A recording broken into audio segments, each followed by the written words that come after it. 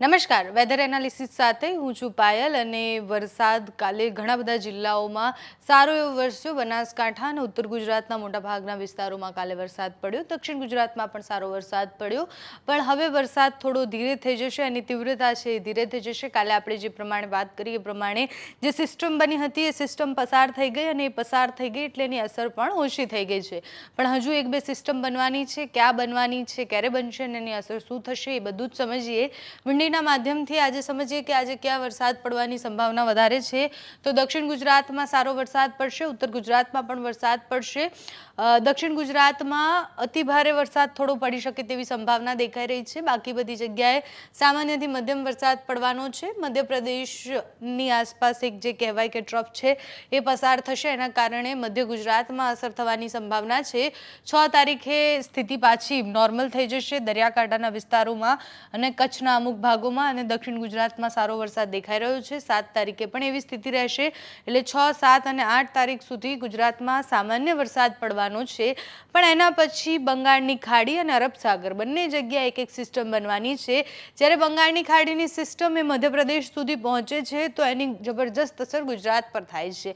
અને આ બાજુ જ્યારે અરબ સાગરની બનેલી સિસ્ટમ એ ગુજરાતથી પસાર થઈને રાજસ્થાન સુધી અને એની આગળ વધે છે ત્યારે પણ ગુજરાતમાં અતિભારે વરસાદ પડે છે. આ વખતે અતિ ભારે વરસાદ દક્ષિણ ગુજરાતમાં થવાની સંભાવના છે. અહીંયા તમે જુઓ કે 9 તારીખથી અહીંયા જે કહેવાય કે મહારાષ્ટ્રના ભાગો છે ત્યાં અતિથી અતિ ભારે વરસાદ પડે તો એની અસર દક્ષિણ ગુજરાતમાં પણ ખૂબ થાય છે. 9 અને 10 તારીખે ભારે વરસાદ પડી શકે તેવી સંભાવના દેખાઈ રહી છે. પણ એની અસર માત્ર દરિયાકાંઠાના વિસ્તાર અને આ બાજુ દક્ષિણ ગુજરાતના વિસ્તારોમાં થવાની સંભાવના વધારે છે. 10 તારીખ પછી પાછો સાર્વત્રિક વરસાદ થવાની સંભાવના છે અને હવામાન નિષ્ણાંત પરેશ ગોસ્વામીનું એવું માનવું છે કે દક્ષિણ ગુજરાતના ભાગો અને દરિયાકાંઠાના વિસ્તારોમાં અતિવૃષ્ટિ થઈ શકે, એટલો વધારે વરસાદ પડી શકે. આપણે સ્થિતિ જૂનાગઢની જોઈ જ છે, આપણે સ્થિતિ બનાસકાંઠાની, દાંતાની અને બધાની જોઈ છે કે જ્યાં અતિથી અતિ ભારે વરસાદ પડ્યો અને ત્યાં બધું જ જનજીવન ખોરવાઈ ગયું.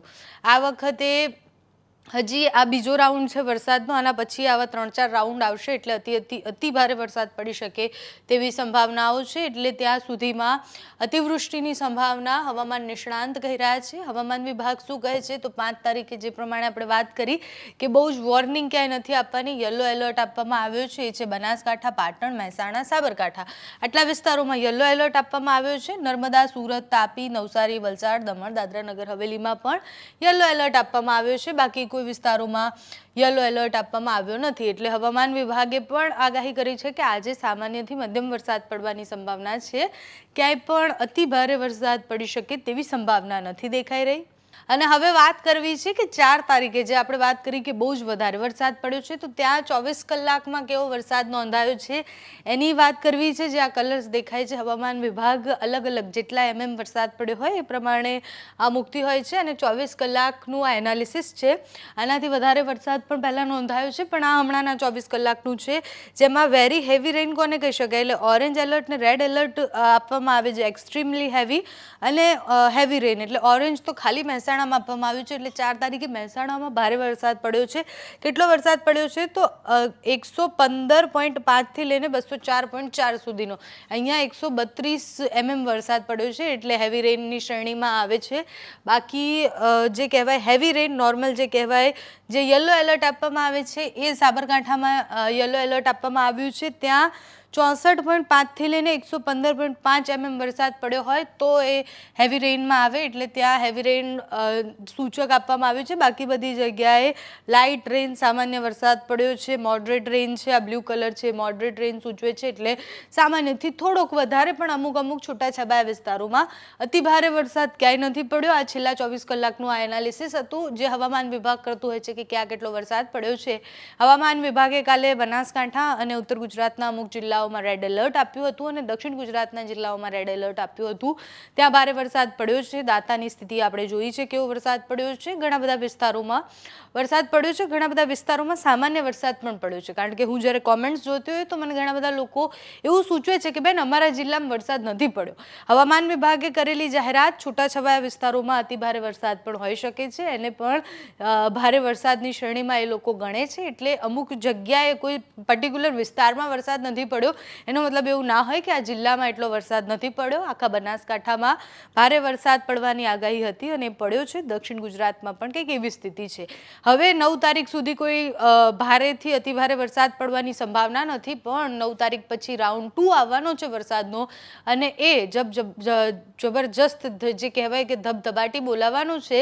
ફરીથી દક્ષિણ ગુજરાતને સાચવવાનું છે અને દરિયાકાંઠાના વિસ્તારોને સાચવવાનું છે.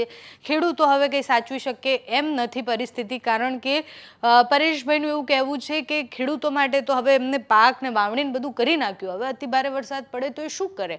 એ ના પોતાનો પાક કાઢી લેવાના છે, ના એના ઉપર પતરું મતલબ રાખી શકવાના છે અને બચાવવા માટે કંઈ જ નથી કરી શકવાના. અને આ વખતે અતિ ભારે વરસાદની આગાહી છે અને પોસ્ટ વાવાઝોડું એટલે ચોમાસું પત્યા પછીનું કોઈ વાવાઝોડું પણ બની શકે તેવી સંભાવનાઓ છે.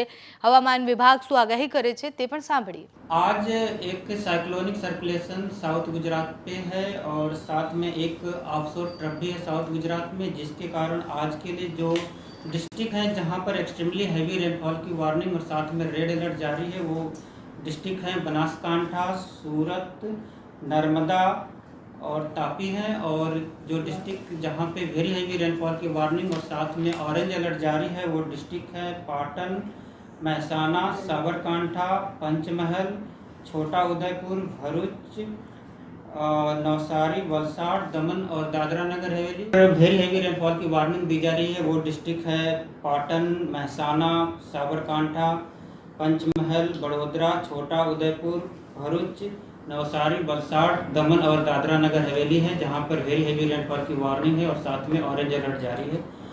और हैवी रेनफॉल की वार्निंग जहां पर है वो डिस्ट्रिक्ट है गांधीनगर, अरावली, खेड़ा, अहमदाबाद, आनंद, पंचमहल, दाहोद, महिसागर और डांग डिस्ट्रिक्ट शामिल है, जहां पर हैवी रेनफॉल की वार्निंग है और साथ में येलो अलर्ट जारी है।